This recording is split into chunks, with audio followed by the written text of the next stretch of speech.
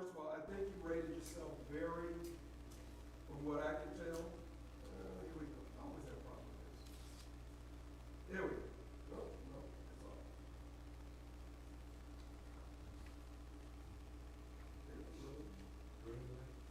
Yeah, I'm looking for green light. Oh, there we go. We're good now. And we rated ourselves as a class together. We rated ourselves at a 3.1. That's good. And those that rated themselves like 2 or 1 are people that have not been teaching, but they want to learn more. I was looking at some of the comments. Now, I'll tell you how I rated myself. I rated myself. You know what? Always room for improvement. Huh? Yeah, I mean, really, always room for improvement. You learn something every day. I agree with you. So let's go. Let's do this. And you know what? We're running. We're going to be finished between 12 and 12:15. I can tell you that right now. I've taken pictures of this already, and I already have some ideas I'll share with you at the wrap up of what I kind of want to do with some of the discussion we've gone through today. Okay? So we have another exercise we're going to do. And then we're going to do some kind of open discussion about our education program in general. And I'm just going to flip that thing over and we're going to take some more notes and everything. But I need to compile these. The biggest thing when we do something like we do today is follow through. What are we going to do as a result of this? Now, I don't want to bring God in this, but I'm going to bring God in this. Because this has nothing to do with Law Street. It has to do with what I do in my business, but I'm bringing him into it. I can't tell you how many times I've done strategic planning for companies, governmental entities, nonprofit organizations, and everybody is just full of enthusiasm when you finish the workshop. We're going to do this, and we're going to do this, and this is what we're going to implement, blah, blah. And you come back a year and a half or 2 years later, and ain't nothing changed. To the point that we start identifying the same strategic goals that they did the first time. All they did was use it as window dressing, in the office someplace. And so we got to make sure that whatever we kind of commit to as current teachers, future teachers, leaders in the educational program, if we have some next steps out of this, then let's go after them. Okay? So just wanted to drop that little thing out here. Let's go to strategies. Effective teaching strategies. Let's go to strategies. Listen, effective teaching strategy includes methods, the way we do things, procedures, what's the process, and lastly, and processes and procedures for classroom instruction. So this is what we've done. Now, just stay with me on this. First thing we did is said, what in the world is effective teaching, right? Now, after we identified what effective teaching was, we kind of discussed that, then the next question was, what's our responsibilities as effective teachers?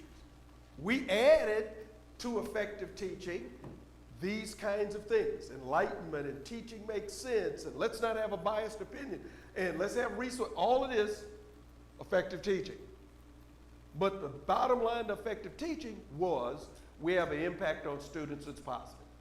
And they have a takeaway, and they, quote unquote, learn something. Then we moved and we said, well, what's the responsibilities for teaching? And remember, we did POPP, right? What's POPP?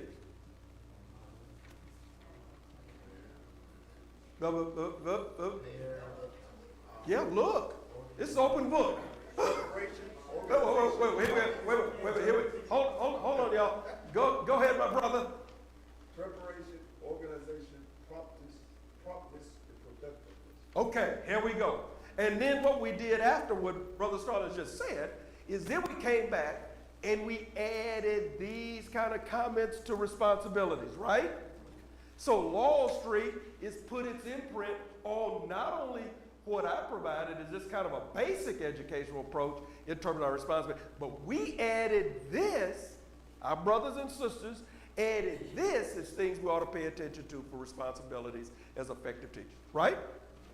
Now, we're moving after the break to start talking about this is what we need to do as effective teachers, and this is what effective teaching is, to now, what do we do in the classroom? This is now about strategy, right? Now, strategy is some broad goal we have. Isn't that true? So what would be our broad goal in teaching here? What's our broad goal?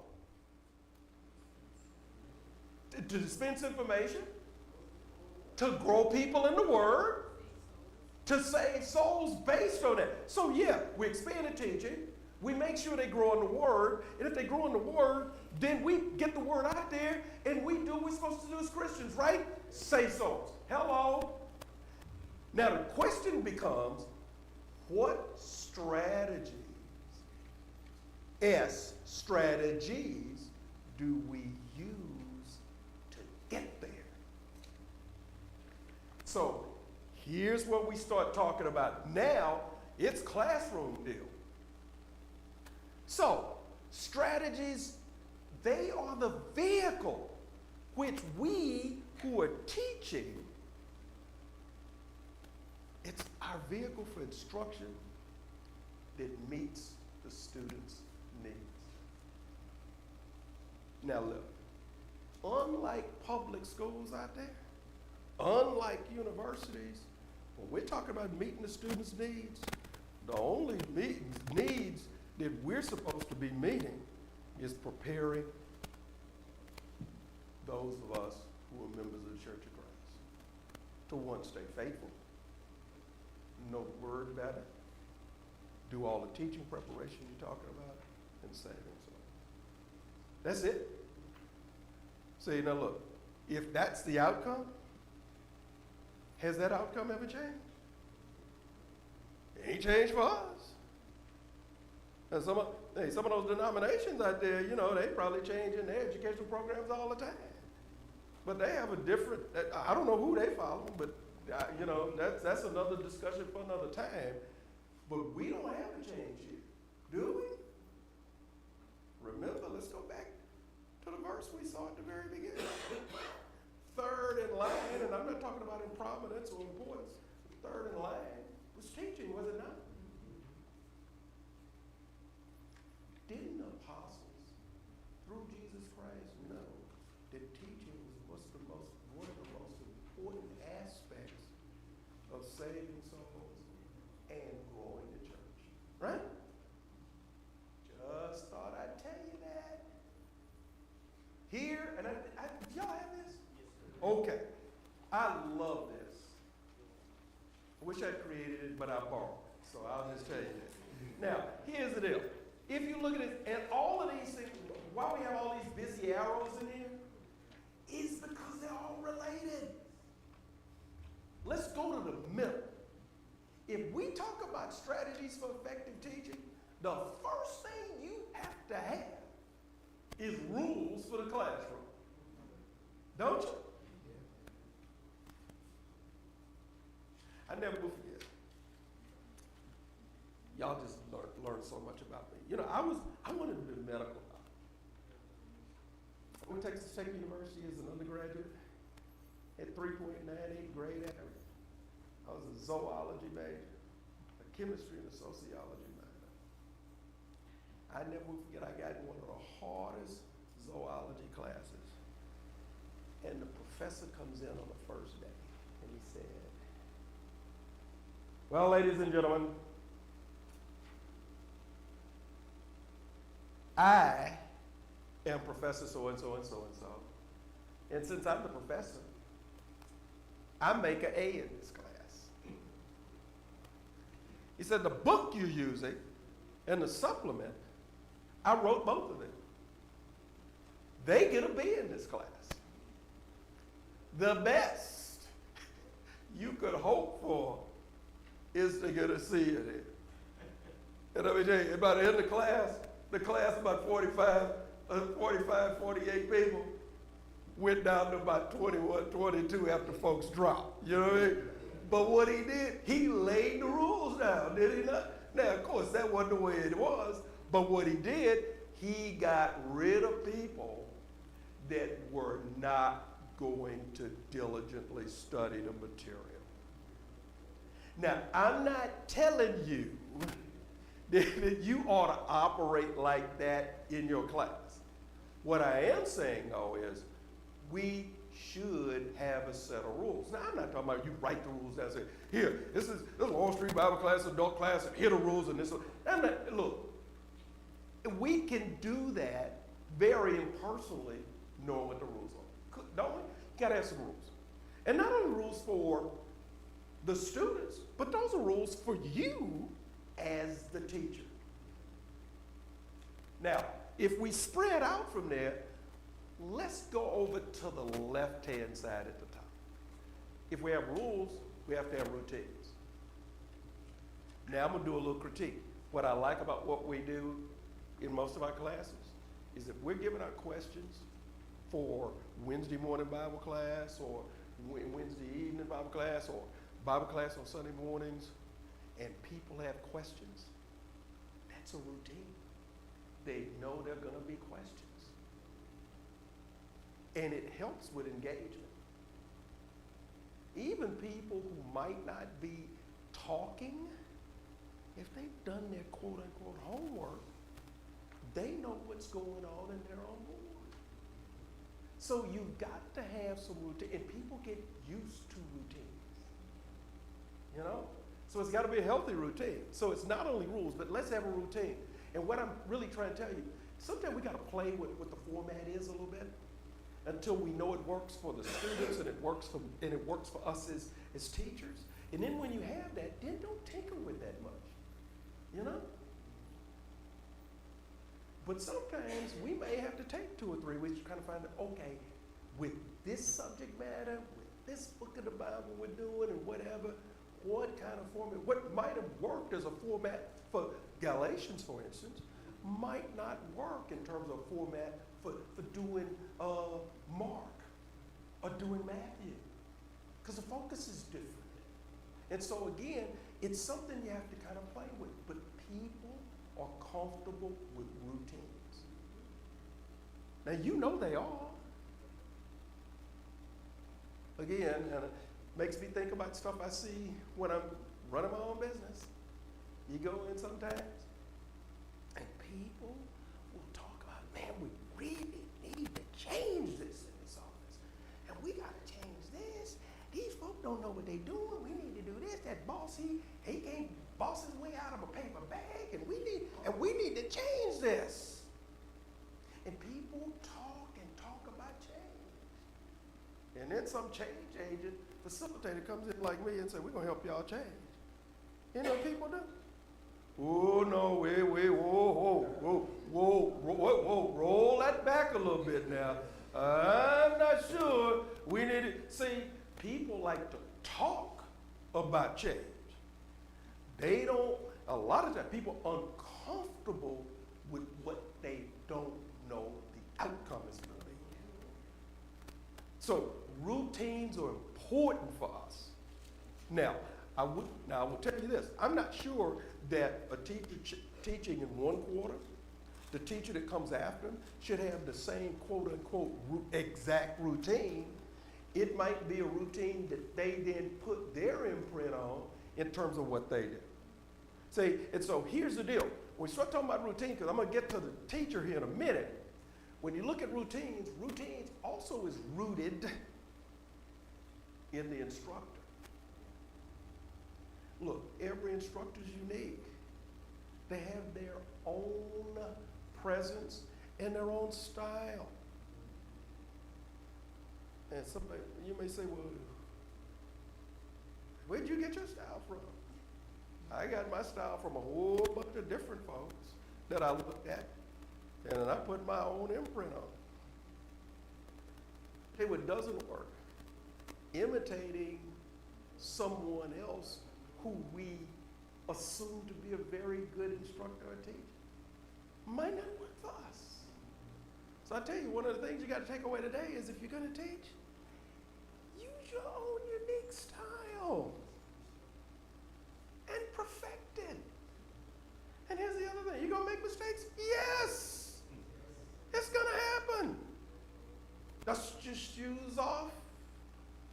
Get back to work. I mean, that's how it works. So anyway, routines. Now, let's go down to the bottom right-hand corner. Engagement. Engagement is so important, is it not? We have to have strategies for how do we engage the students. Notice I didn't say student, students.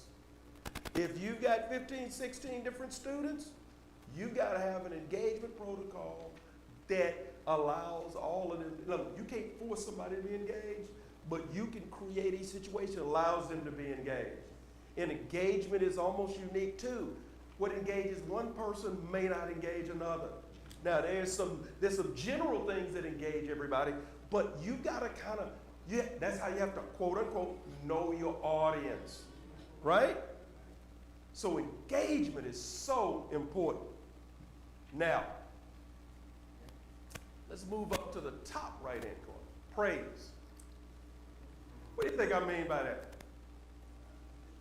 Good job, right? Love that answer. You really are thinking about things. You know it doesn't work? Let me tell you what doesn't work. You really think that's an answer? That's one of the silliest things I have ever heard somebody say. Did you read the material? What are you doing in this class?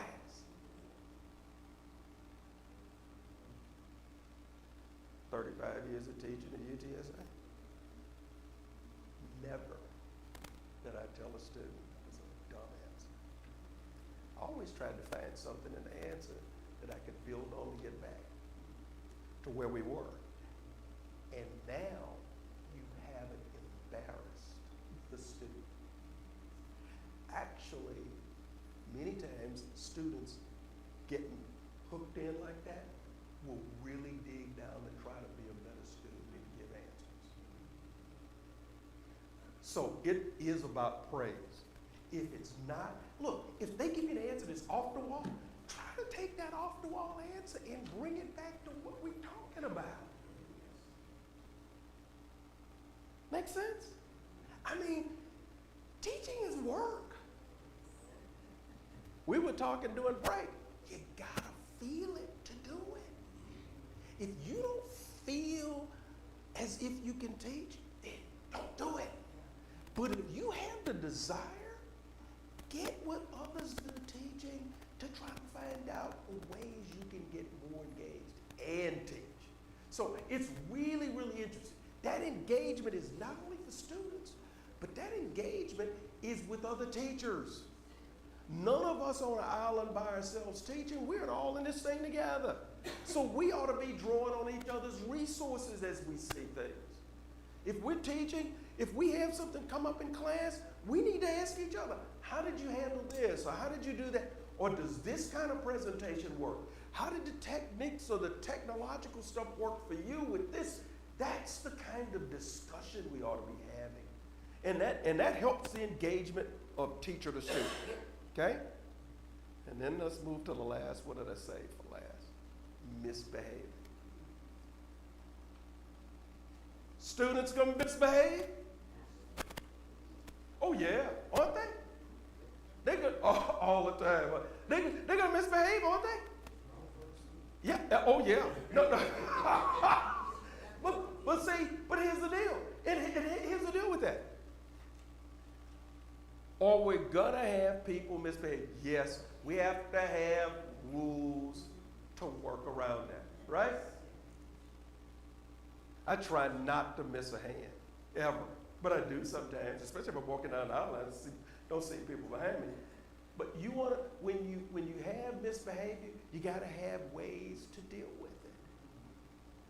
And I think the easiest way to deal with a misbehavior the first time is just to talk to that person a little bit after class. That's the easiest way to get it done.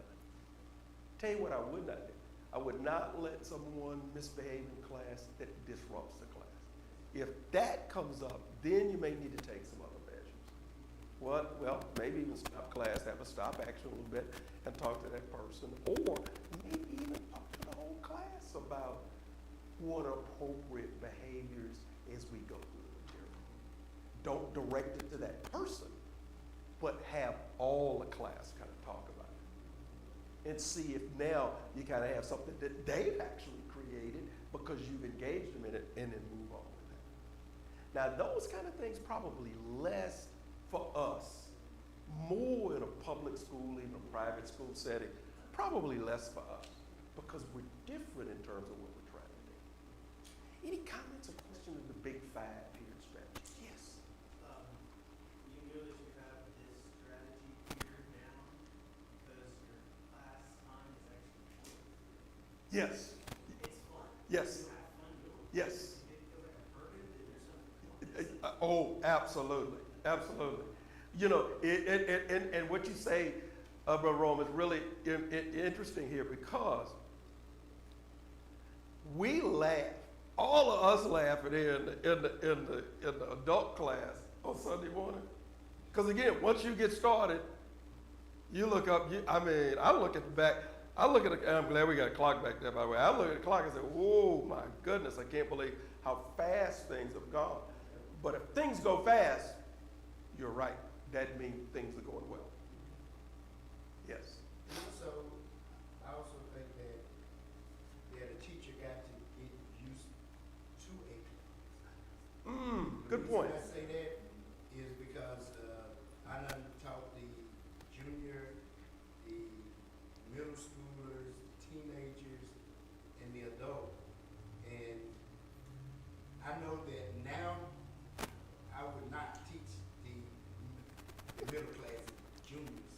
Why not? The teenagers again. Why not?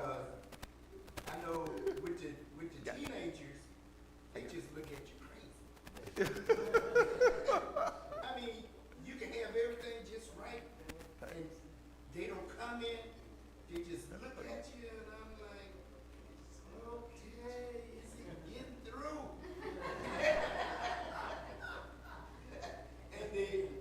And the juniors, you got to keep saying, no, don't do that.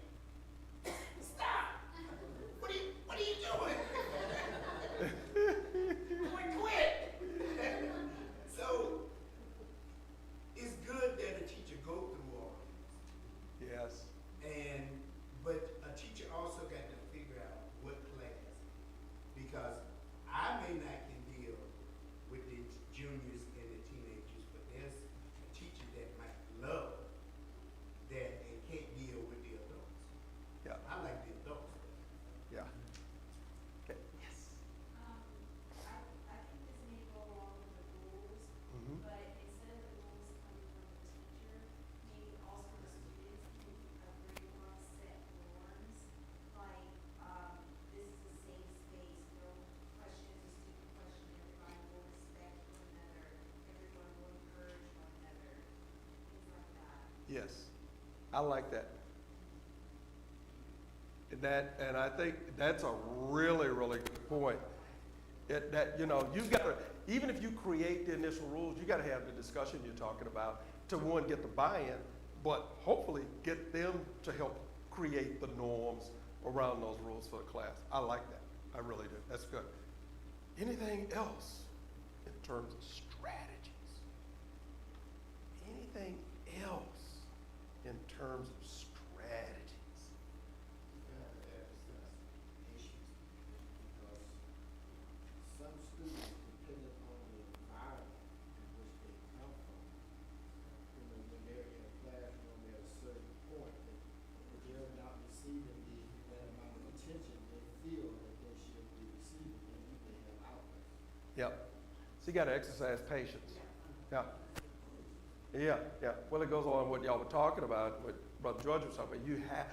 Hey, you gotta know the audience, and and you don't know who you're dealing with. You know, there's just some levels, you know, and I think that level of whatever student you're talking about, that engagement really depends on how comfortable you are with those students. Because there's some levels of engagement by age. Forget it, I couldn't do it. There's no way. And in a public school system, let me tell you something. They don't get paid enough. No, you're right. No, same. Look, that's just the same behavior that's in the classroom now on the bus. And here's the scary part about that. You know, I always looked and said, man, if I went to public school, where would I want to teach? I tell you what level I would not want to teach. Middle school? Oh, Lord, no. No way, no way. In between childhood and puberty? I'll take a pass on that one. Ain't happening. Yeah? So, but you have to know what works for you. You know, and the other thing, and I'm going back to the point you made, Brother George, and that's this. The other thing that's really interesting, if you're going to know your level, you also have to know when your time with that level has expired. Now, and let me tell you, I've had people tell me, man, we sure miss you at UTSA. Yeah. I never tell them I miss them, but you know, we sure miss you. We sure miss you at UTSA. I said, oh yeah, okay. Man, would you come back and maybe, teach a theory course at the grad level? Nope. Had public administration call me at the end of last semester. Could you come and teach a quantitative methods course at the graduate level with public administration? Nope. Don't want the classroom responsibility. Do not want responsibility what students do there. I don't need that heartache. And then you got, all kind of legislative stuff on top of that. No, I don't want that. But you know what the major reason is? When I look back and I see when I got my master's and my PhD, I know that what I expect teachers, the students to do in the classroom, they can't do today what I expect them to do. One, I already put the big one up there with critical thinking. Look, you can't produce what I want you to produce. Why? Not because you don't know. You did not learn under the same mantra and time frame that I learned. It doesn't mean that you're not educated, but you're not educated based upon what I went through. And I just made a decision. I said, it's unfair for me to be in a classroom and beat my head against the wall trying to get you to give me something you can't give me. That means you need, so you need a professor that's closer to your age group. So if you got Gen Z in there and you got young millennials in there, and I'm a baby boomer, excuse me, you need somebody closer to your age. Now, y'all know where I'm going with this. See, we're talking to younger potential teachers in here as well, because at some point, the game's gonna be yours. And I'm saying something I said 50 minutes ago, but it's important that we need to think about transition when we're doing this kind of training. Now, we're not pushing anybody out, but the good Lord knows what we need to do. And that's the reason I stepped away. Could I still be there? Oh yeah, me really rocking and rolling too. I ain't worried about that. But those times are gone. Yes. And that's the reason why I'm so glad I There we go. Then talking about going back to drive a bus again? No. That's exactly Because right. them kids are too young, and like what you said, my expectation for them is totally different. Yeah. And they know the rules. Yes. Yeah. And they know the rules, and they're not gonna But they know. abide by the rules. Yeah. that- They know how to get around it. Oh, yeah. You see that? That's the deal. That's what I can understand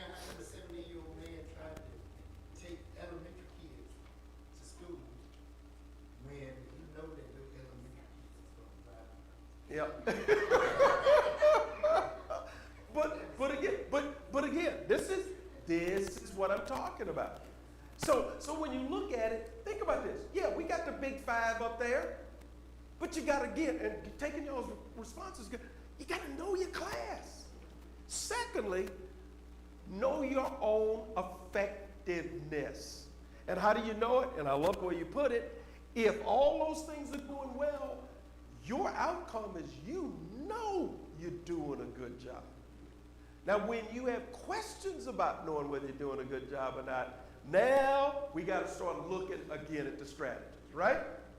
Then have students help create the class norms. I really like that because if they're part of creating the rules, and we have that ability here, we know what the boundaries are, but we have that ability to engage them, correct? And so that makes sense. And we have to have patience. Boy, that's hard for me sometimes, but we got to have patience. Yes?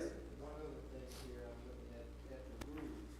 Once you set that foundation, you can't move. Yeah. I'm going to put this here because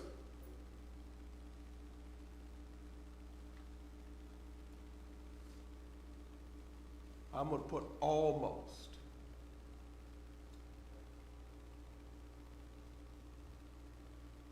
Because once you start changing them, then you have no room. You know what I mean? Because they're gonna, Yeah. you're gonna have students that's gonna test about. Oh, yeah. Because they're looking for the weak point. Yep. And if they just compromise that, Yep. then you got fallen. Yep. So here I go. Now, y'all seen me do this before. Now, I think I'm gonna be able to get up, but y'all can help me if I can. So here's the deal. Don't you just love the NFL?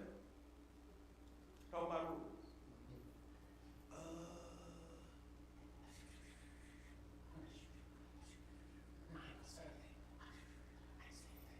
Green Bay Packers. Hey, we need to get rid of the tush push. Rules. Now, we didn't been playing this whole tush push for 3 years now, right?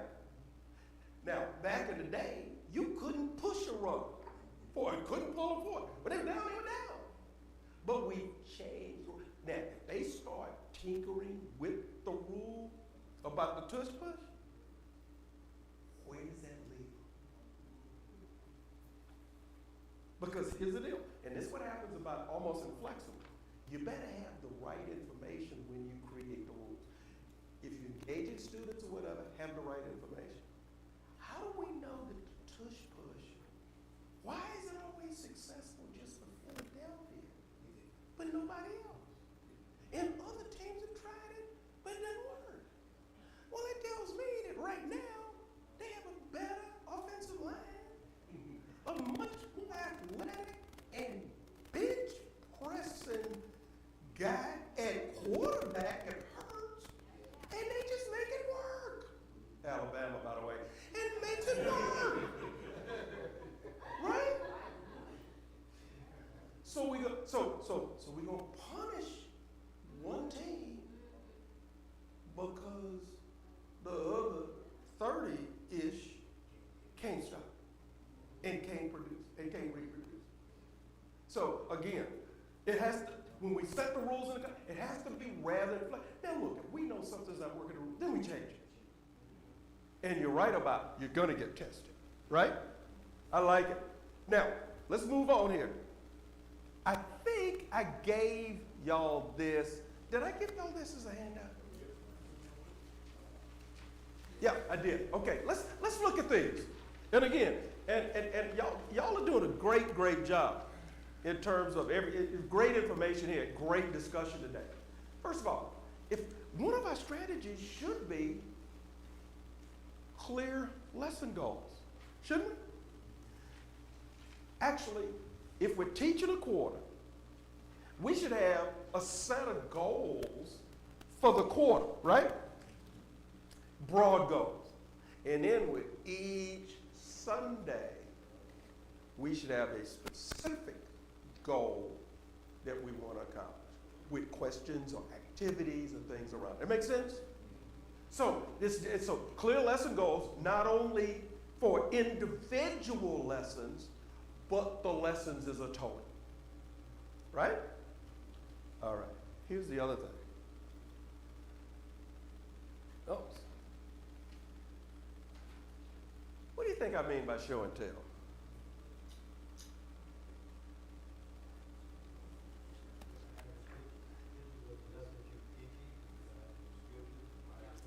Yep. Yep. Yep. So we can use those as aids, right? You know what? Think about this. In terms of our focus, and this is something we might want to take a note of.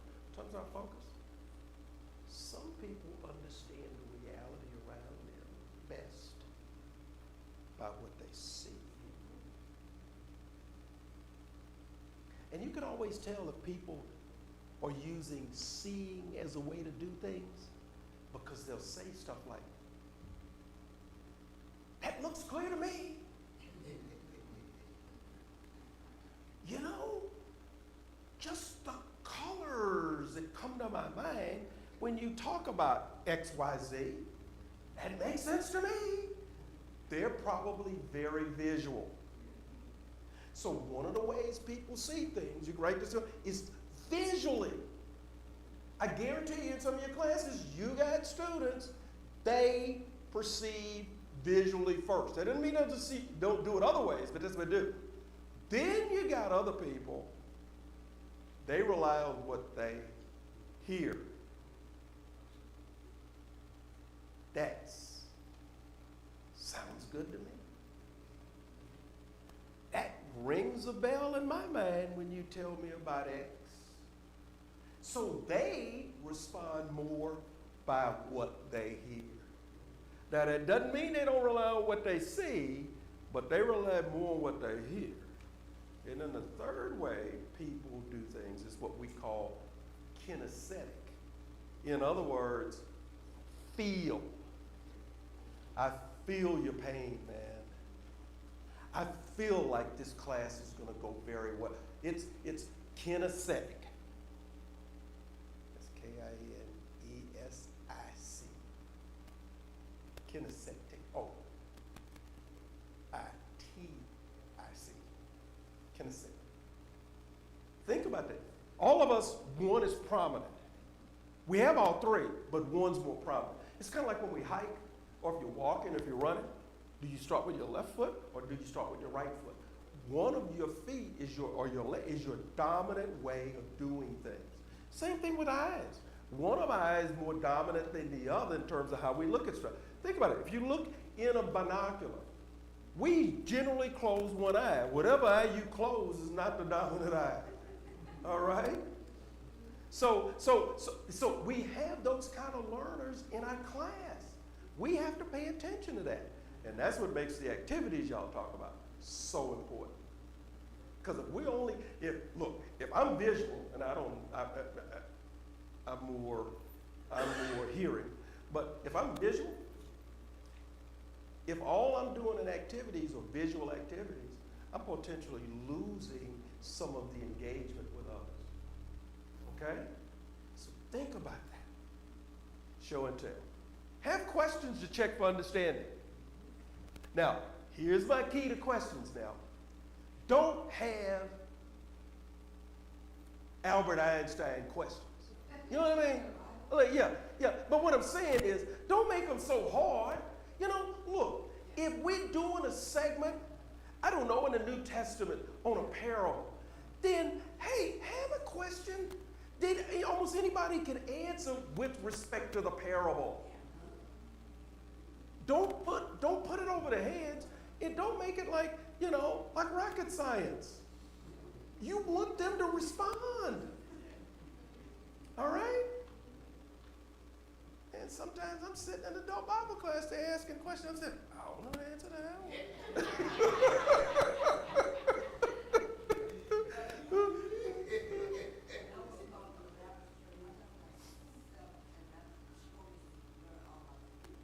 Uh-huh. Oh, yeah. Uh-huh. Yep. See, yeah, and memorization is really, really important. Now look, there are some times you want your students to dig in, right? I mean, you do. I'm gonna go back to I'm gonna go back to adult class now. You know, yeah, when I teach, I always have these questions. But I can look at y'all sometimes and there'll be a question up there, and then I'll ask another question that's not up there. Everybody's saying, oh Lord, here we go again. and on Wednesday morning. So we have, I gotta put my hand on the shoulder. We have great questions. But then Brother Scott will say, now I got another question, but here we go. Oh Lord, ain't nobody gonna be able to answer this. And see, and this is how Scott gets us. Brother Scott, he'll throw that out there, and then he gets up and starts walking around. Oh Lord, he's gonna make sure somebody answers it. Now, but look, you can do that when you've done the 5 things we've talked about and people engage, can't you? But if you haven't done that, you can't do those kinds of things. But you want to keep them engaged by asking questions. Summarize topics. I try to do this all the time. You finish a particular segment, summarize. And if you can give a little handout with just bullet points of summaries, do that. Sticks with people. And I love what you said about memorization, because here's the deal. With all the technology, so many people don't memorize. They just know where to find it. So they don't care about memorizing anything. So you got to give them information where they know where to find it. Okay? The other thing is practice your teaching delivery. And the same delivery doesn't work in various places. I'll tell you right now. This that I'm doing with you today is easy stuff to do. Now, I'm not talking about easy in terms of presentation. I'm talking about I feel very comfortable about how we're going about and how we're facilitating. You know what the hardest thing has been for me in my life in doing this? Is to get up before a group of people, large crowd, small crowd, doesn't make any difference, and to do a 25 or 30 minute speech. Because I like to walk around and do other things way too much. That doing this, I can do it. It's not a problem. But it's just not as gratifying for me. And you know where I'm going here. All the stuff we're talking about, strategies, it ought to be gratifying you, and you want to do it as a teacher. All right? Here's the other thing. Provide your students with feedback. Always. Always. And try to make it positive. We talk about praise, make it positive. You can find positivity with feedback, okay? And be flexible with how long learning takes. Everybody doesn't learn at the same rate. Everybody doesn't absorb things at the same rate. You don't believe me? You teaching a class? Go ahead and teach a class, okay? Then the next Sunday, come back and teach again with whatever you're teaching, right? Third Sunday, ask them what they learned 2 Sundays before. Because a lot of it, for us, is just in and out. You were going to say. Yeah, and I was also going to add that there is no such thing as a stupid question. Never. And, Never. And sometimes I have learned that even when a person, even after you went over a subject 2 or 3 times, and the person come back with an answer that you already covered, be patient. Yes, you have to. And go over it again. Yeah, oh yeah. And see, here's the, there's never a silly or stupid question. And let me tell you why. If a person is willing to put themselves out there to ask the questions, it should be up to us to either answer the questions best we can, go over the material again, but certainly don't come across negative because they've asked the question. But you're right, there's not. Yeah, no, see again, yeah, exactly, right. Get students working together. You know, we don't do enough of, now, first of all, 45 minutes is hard to do, but even, we can incorporate some small exercises, getting people to work together on something at the very beginning or at the end or whatever. You know, you can do that. And I think this I think is a big responsibility for us.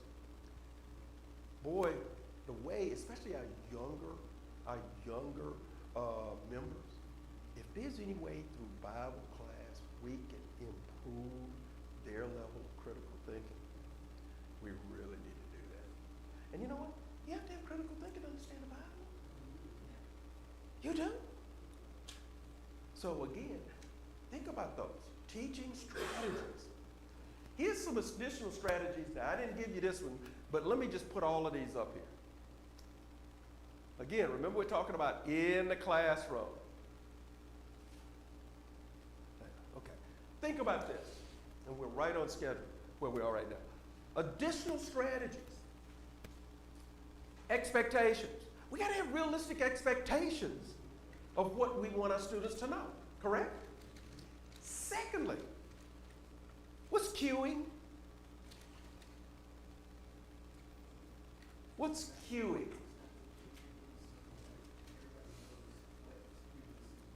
Okay, so it's something that everybody knows once we do it, right?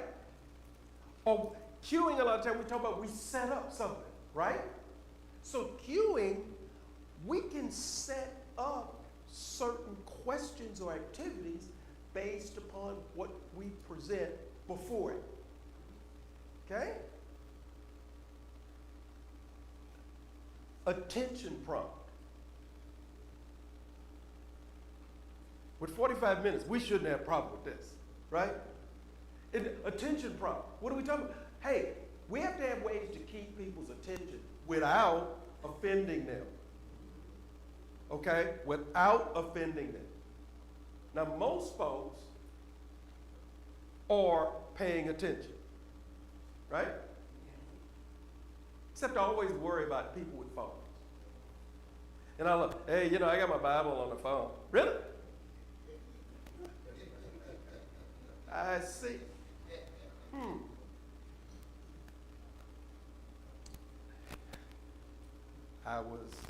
I shouldn't even tell this, but I'm going to tell it anyway.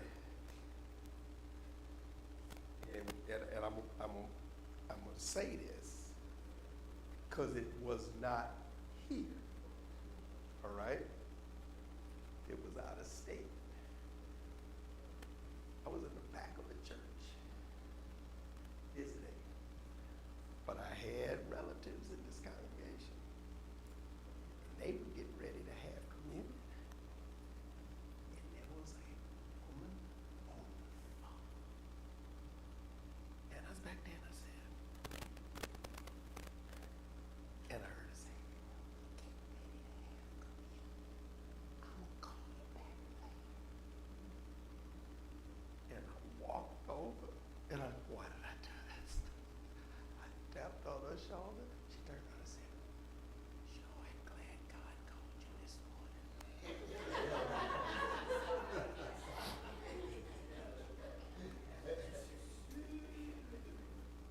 So attention prompts, one thing. Signals. Do we give people signals? We ought to be able to. If we know yeah, George gives signals, right? And tasking. Tasking something else we can do sometimes where maybe we task some people to do certain things. I've had little activities like we've done here in the adult class before. We've done some surveying. That's a way to kind of task things. Voice, you got to make sure our voice matches what we're supposed to do, right? I don't like microphones, but I know why we have them. I understand that. Proximity. I always worry about classrooms where people are way spread out. Now, I don't consider this being way spread. This is a great environment for what we're doing, okay? And then we always need to be aware of time limits. Now, I'll tell you right now, as a teacher, if you're supposed to be finished at a certain time, be finished. I mean, just be finished. Even if you haven't finished what you're gonna do, save it for next time. Because once you start going over the time limit, you'll lose people. If you don't lose people, people will begin to say, well, we know we're not gonna finish at X time. And so just wherever you are, just close it down. Okay? These are just kind of additional strategies to think about. Here's the other thing.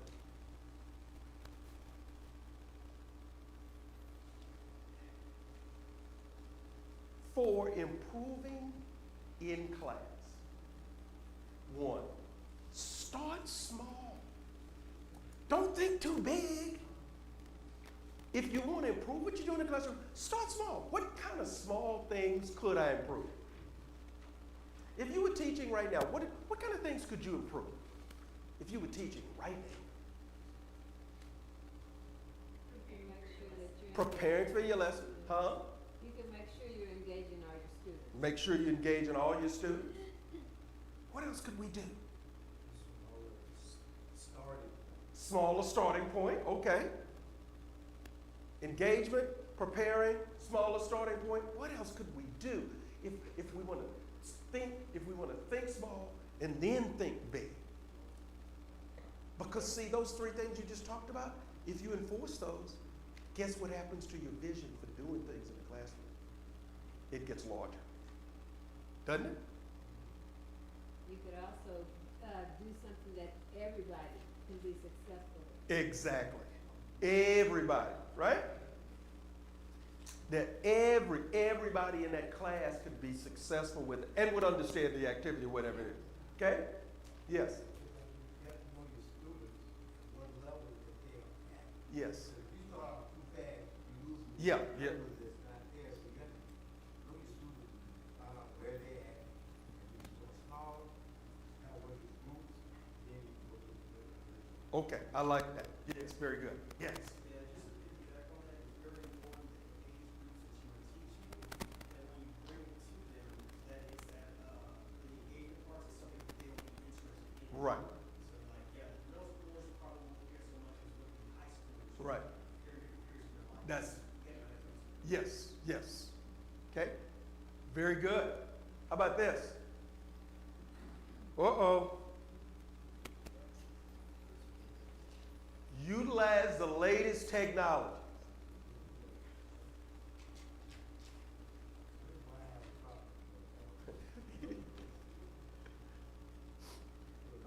My view, like you said, you're still going to the technology, I feel that, you know, go like technology.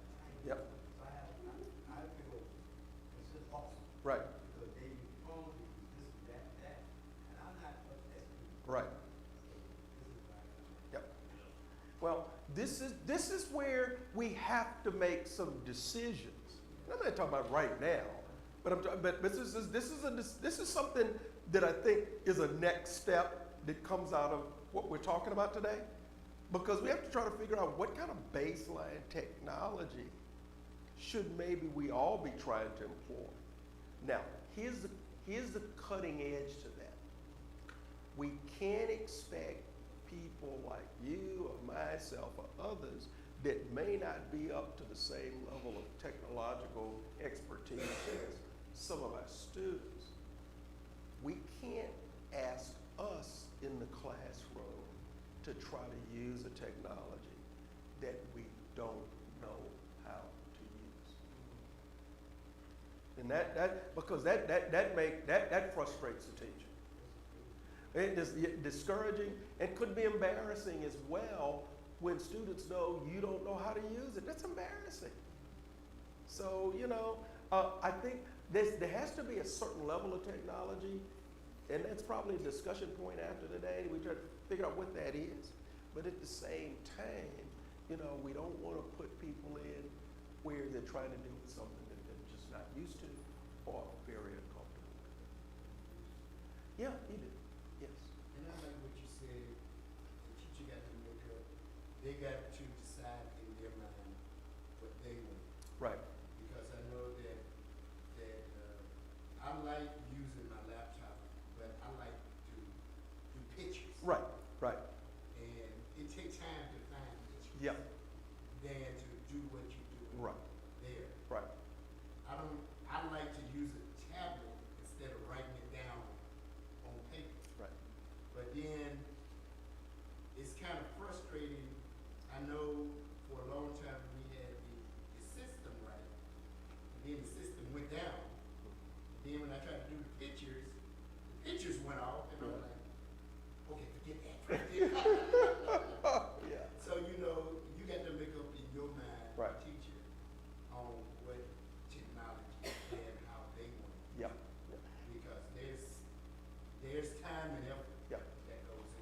And it's interesting too, you know, one of the ways to kind of get at something like this is to actually poll your students about technology for the classroom. The other thing is, especially, you have to make sure that the technology you might want to use is available in the classrooms we would be using and so forth and so forth. There's a lot of discussion in that. And so, but I think that's something that we need to kind of think about. But we certainly don't want to put anybody in a classroom situation where they're uncomfortable trying to use the technology. I also think have a lower tech Yes. in the event Oh, of technology. absolutely. Yeah. You wouldn't be totally dependent on Oh, yeah, exactly. But it is so funny too, because man, at UTSA sometimes we go, and the system was down. So students say, oh, there's not gonna be a class today. I said, it's old school today. Old school today, we can do that. Prioritize student relationships. Y'all mentioned that when we talked about it. Look, our relationships with students, one-on-one, and then collectively, I think is very important. And that's the kind of thing that generates that positivity between the teacher and the students themselves, and then we just need to really look at that and continue that. That's in class suggestions. Ensure your curriculum knowledge. Man, study is really important. And you know what? I have found, and this is just me, and I'll share this with you. In the adult class, man, I would go through when we had materials we would bring in, and I'm putting my stuff together and say, well, I want to get through chapter 20 in Acts today. Like I said, man, I got like 45 verses. We can do that. And I started thinking about that, and I said, no, we ain't doing this. So what I did, if y'all noticed the last quarter, what I did last quarter, I said, I'd take a chapter, half. I said, we're gonna focus on 10 or 15 verses. And I might ask a lot more questions. And let's have a lot more engagement and discussion on those questions. And let's make some connections with some other scripture here, rather than trying to race through, because what happens with all, you trying to say, I gotta cover 45 verses. Well, think about what it's doing to students while we're trying to run through 45 verses. It's probably having the reverse impact on us thinking we're engaging in their learning. We're just running through something. So we gotta think about the value of what we're doing versus the quantity of how many verses, for instance, we're covering. Yes. You already covered it. I just wanna add to that is that as a teacher, you got to know how much information to give. Right. Because as you are collecting that information, Right. you can always find something else. Oh, I need to put Yep. this. Yep. Oh, wait, I need to put this down. You got to have a stopping point. Yep. Yep. And you say, oh, okay, this is it. Yep. I'm gonna deal with just this right Yep, you do. And here's the other thing. We always get the unexpected questions, don't we? Because I'll be up here sometimes and somebody will say something, ooh, great question. Then I'll ask the question. So there are these questions that come up just from the discussion on questions we have. So if we're worried about time, don't ever worry about time. We can definitely cover stuff. You know what I mean? It depends on, I would say, don't rush through a lesson. Try to have enough areas and even some activities, if you finish earlier, that revolve a little bit around what you were talking about. That just makes sense. Okay? And in class, ask for feedback. Ask your students for feedback.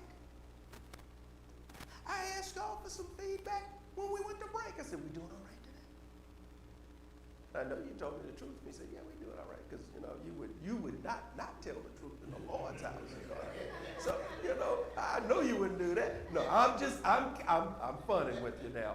So, but that's what we're talking about, right? And collaborate with your colleagues. I'm really pushing this for today. We just just need to have more conversation about those of us that are teaching.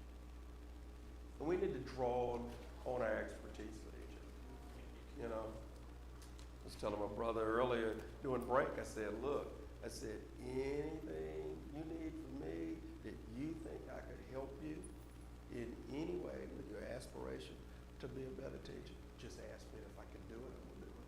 And that's the kind of thing we ought to be doing with each other. That is very, very important.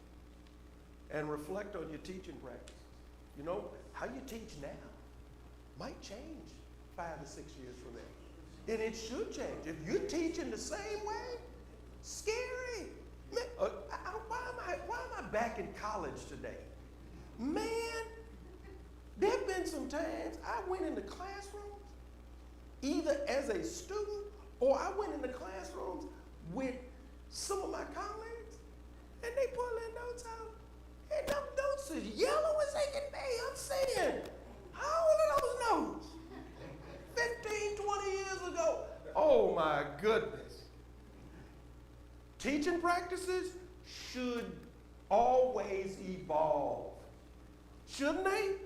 You keep the stuff that works for you, you get rid of the stuff that doesn't. It should evolve. But if you're using the same old script every time, remember, whoever you are teaching, that's a different group than it was when you used it. And they may have different requirements now. Yes. And I really love that you said that, and all of this I think is great, and I think it takes, as a teacher, it takes some humility as well. And I really like the point about asking for feedback. You need to welcome feedback. Yes. Because that's how you grow and develop and evolve, and that's how you help with better outcomes for your students. I think that oftentimes some teachers can have ego or overconfidence, and they take feedback as criticism in a negative way instead of using it to improve the situation Yep. for everyone involved.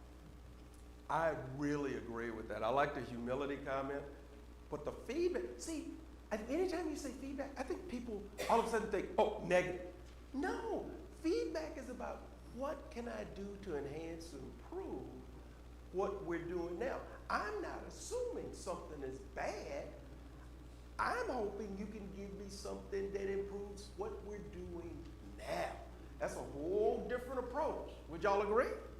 See, and we got to really think about that. Now, lesson planning. Let me ask you something. What must a teacher do to prepare a successful lesson plan? What must we do as teachers to produce a successful lesson plan?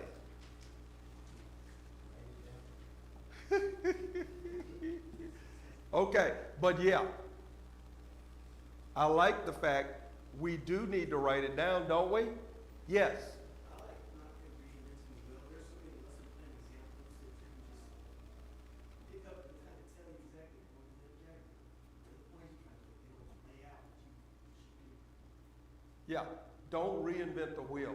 I would agree with that. I've got one, actually, why don't we just hand this out now? I've got an example of a lesson plan for you right now. What else must we do? Don't reinvent the wheel. Write stuff down. Hello, lesson plan. What else we need to do? You need your goals and objectives. You need the whole focus. Yep.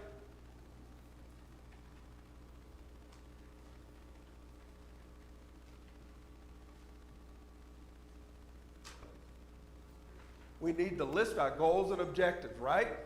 Yes. I got a question about the goals and objectives. The goals and objectives, do you need to let the whole class know, or do you just letting it, or you just putting it in for yourself? That's a great question, and that's kind of up to you.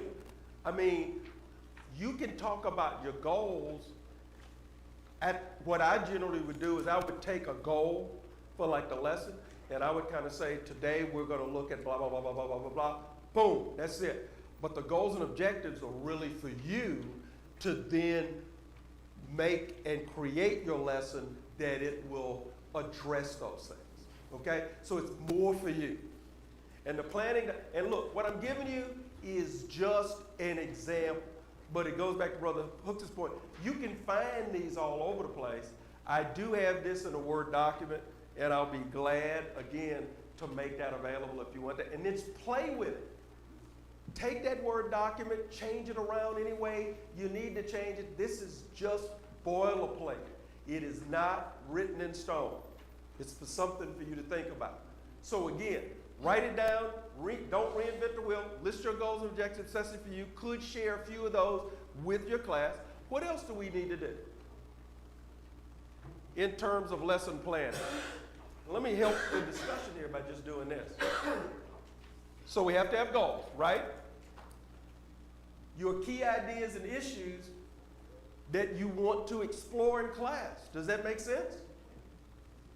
See, because here's your goal, like you were talking about, but then from that goal, what do we want to explore? That's where your questions come from the class, for the class. All right? You were going to say something.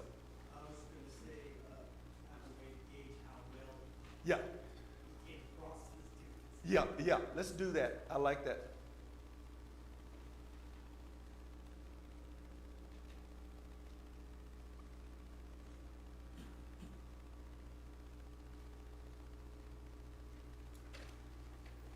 Now, and look, because how do you know you've achieved the goals? See, now, in classroom, we give tests. But even those tests doesn't tell us whether we've achieved the goals or not. It just told you some students answered the answers more directly than others. More correctly than others, right? So but we have to have a way to know we've achieved, right? And the other thing is this. How do we achieve the goal? How do we measure that? So here's what we want to look at. Here are the things I want to accomplish. I think I've accomplished them. How do I know? That's the measurement point. And the measurement for us might not be giving some questions and answers. It might be the way the students answer. It might be the activities that they've done and what came out of the activities with them working around questions we've asked. It might be you taking 5 minutes at the end of class and ask students what kind of things have they learned during this session and the session before, for instance, on subject X. Make sense?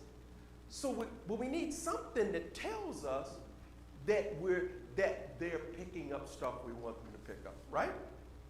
And it doesn't mean we need to give them a test. And here's the other thing. I love this. How students will apply what they've learned in the lesson. Listen, we gotta make Bible class real for these students. Whether we're talking about older folks or whether we start going down the age groups. How do they apply it? And given the world we live in, and especially some of these younger folks live in, forget us for a minute. You know what I mean? That's important. And you know what? When we start talking about application, I can pick on myself. I got just enough time to do this. I'm leaving CVS Farms, and I'm on my motorcycle, and I back it out, and I start rolling. I'm in the parking lot. And this woman in a black Infiniti, I remember exactly what it was, SUV, comes out of the drive-through and never stops. Boom, hit the brake, and thank goodness it was in the parking lot, right? Hit the brake, she's out, and she's looking at me, and our phones in her hand, distracted driver. And she looks at me, and I look at her, and she goes by me, trying not to look. Yeah. You know, black guy on a Harley Davidson, not a good combination, right? And for a split second, yes, sir. No, man. Starts coming out. And I just sat there for a minute and let her go by. And I said to myself, you have had a blessed day. Says, what that got to do with application? Everything. What do you mean? What about our students that we're teaching? When they get confronted with certain situations, if we making the Bible real and making the gospel real, we got to ask them and have lessons or questions geared toward what would you do if? And it becomes real to them. You know what I mean? Like I said, I can tell on myself because I ain't going to make y'all tell on this. I can tell you every time when I was in college, I was doing stuff I ain't had no business doing. And you know what's so funny about that? The thing that stopped me from doing stuff like that, all I needed to think about was Dellcrest Church of Christ, but it was Coliseum Park Church of Christ, and people over there, and my mother and father, the way they taught us. And I said, if they caught me out here doing this right now, what would they do to me? More importantly, how disappointed would they be in me? But walk away from that stuff. My point is, we have to have ways to help students apply what we're talking about. This is important. That public school stuff, yeah, it's important, but this is a life importance here, okay? Now, I'm gonna go here in just a minute. Any other questions on lesson plans? Handout help for you? Okay, now let me ask this. Just tell the truth. We doing pretty good today? See, now, one other thing, I like sharing stuff with y'all on this. You know, I was asked this morning, hey, what time we get started? I said, well, we get started. I said, well, we start at 9. I said, yeah, we know. We start at 9, 9:10, 9:15. No big deal. Well, what do you mean no big deal? Come on, y'all been to the airport before? You know, walked through, got all tatted down and everything in terms of them. You got to go through, right? You get to the gate, plane ain't met the gate. What in the world's going on? It comes in, you 10 minutes late, 15 minutes late, 30 minutes late. It's 45 minutes. You said, oh, Lord, I was supposed to be getting to New Orleans someplace. I'm going to be late, right? Then you get on the plane, and isn't it amazing? You didn't take it off 45 minutes late. Landed on time. So I never worry about what time I get started. I know I'm going to get done on time, right? So again, when you think about this, here's the deal. Any other questions on lesson plans? So think about what we've done today. Just to review. Here we are, reviewing. So we had our objectives, what we wanted to do today. We started by defining effective teaching. Then we took the effective teaching and we said, what kind of responsibilities do effective teachers have? After we did that, we said, now look, if we know what an effective teacher is and if we know what the responsibilities are, then what are the strategies for in-class teaching? How do lesson plans work for us? How do we want our students to be engaged? So all those things. So we've talked about all the bare bones in terms of going through to be an effective teacher. Now, if we have effective teachers, matures. That means we have a more effective church Bible education program. That makes sense? So, here's my question to you. And this is our last stuff for the day, by the way.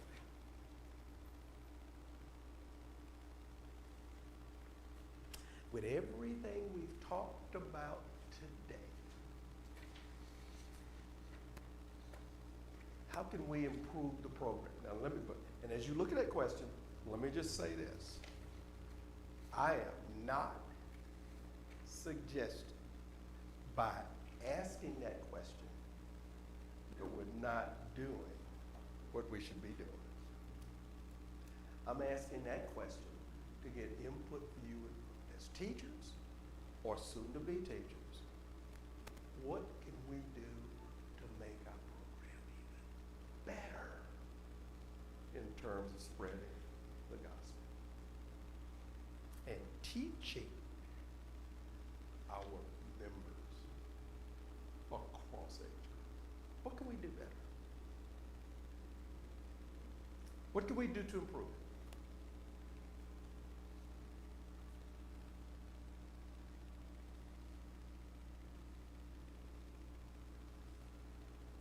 What can we do?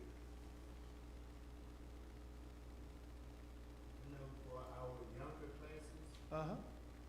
we can have more teacher, I think Trinity brought it up, how the teachers can be, more involved or have more one-on-one with the students.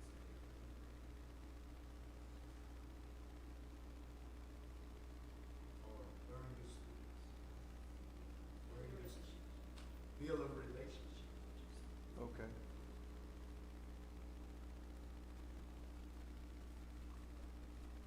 Old folks do that. Okay. Hey, that's funny. That's good. That's good. I like it. Okay. So, especially for our younger classes, this is about having our teachers more involved in building relationships with the students. Okay. What else? Huh? If you have more like teaching workshops, address issues like Brother Shaw said, like learning new technology, how to use new technology, Yeah.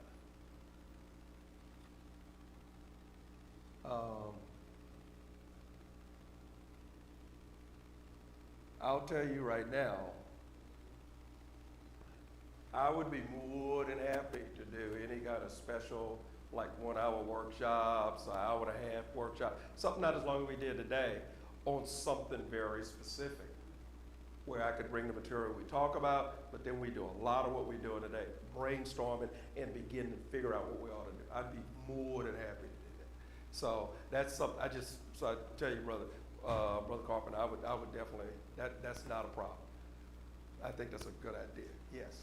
I would say maybe like a mentorship program for more seasoned teachers that can recruit younger teachers and take them like under their wing to teach them. I think that would be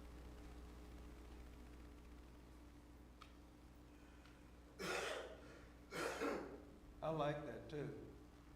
Years ago, and Carol will remember this, years ago, me and Carol, it was me, you, and, huh? Program, they put together? No, when we were all in the classroom with the older teenagers together on Sunday mornings. Because what we would do is like, sometimes both of us would be there. And what I liked about that is that we kind of learned from each other. And it was really, really good because we had like, Ms. Me, you, I forget, it was 3 of us that were able to really kind of circulate that class over the quarters. But what really worked was a lot of times we were there at the same time, so we kind of saw what each other was doing. And I think that's a really good idea. And mentorship for teachers, mentorship program for teachers is a really interesting thing. I like that. Yes. Okay. Mine involves content it's like when the children would leave Laurel Street, they all know the same thing. So you could say, oh, that kid went to Laurel Street because Mm. of X, Y, Z. So teachers get, and I'm talking about the lower grades, teachers getting together and developing a curriculum that would address what Church of Christ kids should know from toddlers to high school say.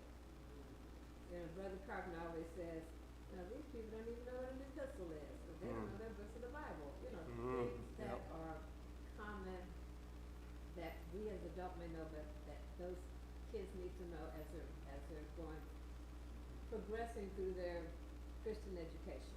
Okay. Yeah, I like that. Really, I mean, and public schools have a common curriculum. Right. So there should be some expectations as they go through that they should know certain things, and all those kids should know it as they progress through. That also helps them, if they stay here, to be better prepared for the young adult class or be in the adult class or whatever, because there is this thing they bring with them.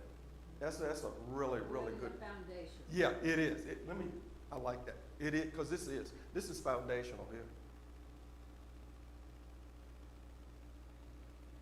Sister Hooks? Yeah, I really like that point, but I think also to piggyback on that, you may have someone that has a good foundation and has the knowledge, but I like the idea of also incorporating object lessons with each class to where you tie key points into some sort of activity where you can, see how they have internalized that information and can produce those key points in some sort of lesson, some sort of Okay. either group activity or something where we can see that they can demonstrate that they have not only learned it, but they've internalized it and they've regurgitated it. Okay. All right. Good point. I like that. So look where it's so far. He said, how can we improve? How we can enhance our program here? Hey, how about having, in our younger classes, teachers be more involved with students and build relationships with them? Secondly, and this is in no order, it's just how they came out, so there's no priority here.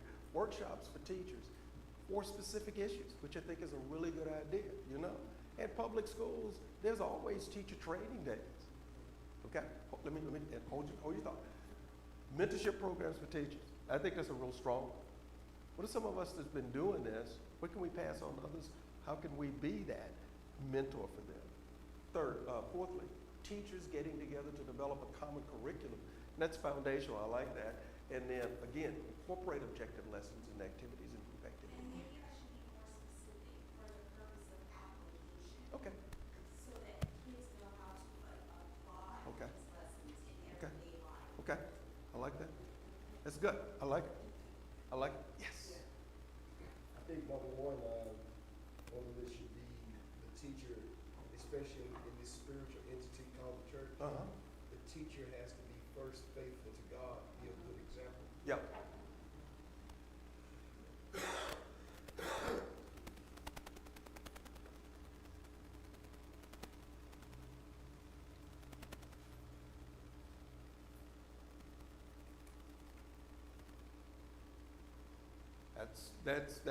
That's an important quality and characteristic that they must have.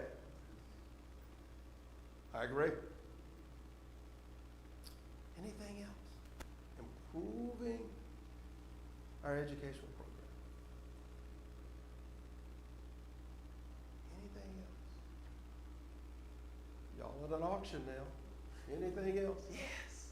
Addition to Sister Wood's comment, just incorporating with every teaching session, the Planners Foundation, some providing those foundational teachings and having maybe visuals on the walls of the classrooms, posters.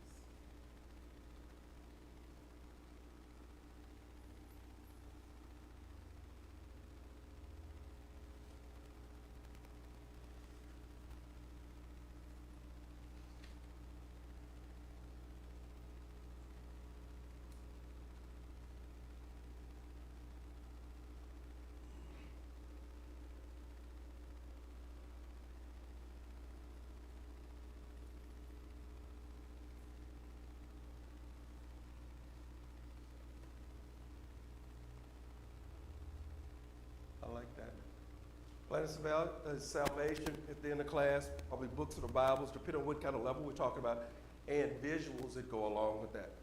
I like that. Yes? I would not put it too far out of the box, but I was just wondering, do you have anything as far as educating those that mentioned housing and Montessori, like cultural Montessori? Because facility, you need to be trained or be able to be at that level to do that. Is there anything around it? Like things part of the box that you were, you guys said? Bible studies with people at home. Personal Bible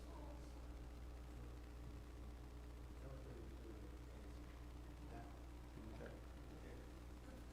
Let's, when I think strategically, I think about short-term strategic goals, which I don't know, 1 to 3 years. Longer-term goals, 4, 5, 6 years.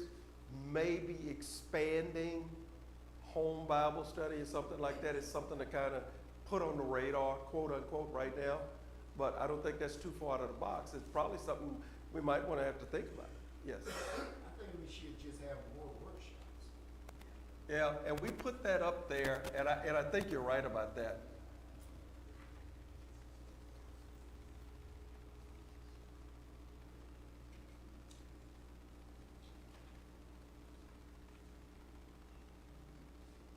Some of this wordage is gonna, you'll see it a little bit different when I send it, because I'm gonna clean it up a little bit. We brainstorm.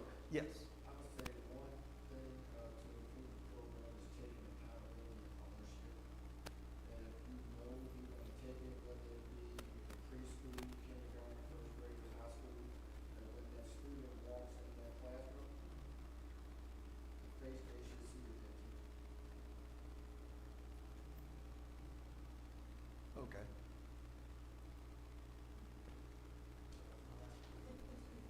Okay, yeah. Alright, so younger Christians who want to start teaching, just all the way to teacher in the class or Mhm. or whatever, so you can understand what it is that you Mhm. shadow. Yep. And that would really go here, because, yeah, I like the shadow program. That's a way that a lot of organizations do it. If you do a shadow program, you know, mentorship requires a lot of time. Shadow program doesn't require quite as much, because now you've got that person, we used to call them a turtle, they're following you in terms of the classroom and that kind of thing. That's something I think really works. Really works. We got some really, really strong stuff here. Y'all did a good job today. You did. You did a really, really good job. Now, if I would be remiss if I wasn't trying to teach today. What did we learn today? Huh? How to be effective. What did we learn today? Come on, y'all. We're getting ready to wrap up. What did we learn today? How to be effective. What else? Responsibilities. What else? Huh? Strategies. What else? Huh? Lesson plan. What else? How to improve. What else? Anything else? What information has been most helpful for you today? You personally. What information has been most helpful for you today? The lesson plan. Huh? Okay, yeah. Okay, what's been most helpful? Strategies. What else? Hello? How to engage. What else? Come on, y'all. Y'all too quiet now. I got until 3:30, 4 o'clock. What else? What else? Anything else? How to relate to your students. You have any additional concerns or questions about anything we discussed today? Any additional concerns or questions about anything we've discussed today? This is why I said this is an auction. Going once? Any other additional concerns or questions? Going twice?